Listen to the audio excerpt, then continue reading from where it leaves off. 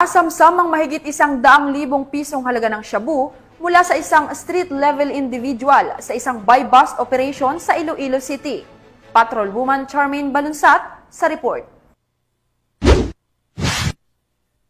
Ang street-level individual sa ikinasang drug buy-bust operation ng mga tauhan ng Iloilo City Police Station 5 sa Barangay Oñate de Leon, Mandurriao, Iloilo City. Nito lamang ika-28 ng Hulyo taong kasalukuyan. Ayon sa officer in charge ng Iloilo City Police Station 5 na si Police Captain Jobert Amado, ang naarestong suspect ay kinilalang si alias Noy, 41 taong gulang at residente ng nasabing syudad. Nakuha sa pag-iingat ng suspect ang 5 transparent plastic sachet na naglalaman ng pinaghihinalaang shabu, buy-bust money at iba pang mga non-drug items. Umabot sa humigit kumulang 18 gramo ng hinihinalang shabu na may standard drug price na 122,400 pesos ang nasamsam sa nasabing operasyon. Kasalukuyang nasa kustudiya na ng Iloilo City Police Station 5 ang suspect para sa tamang dokumentasyon at maharap sa kasong paglabag sa RA 9165 o ang Comprehensive Dangerous Drugs Act of 2002.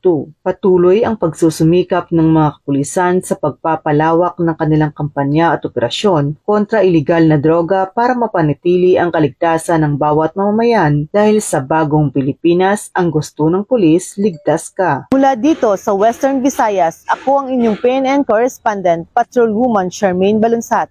Alagad ng batas, tagataguyod ng Balitang Pulis.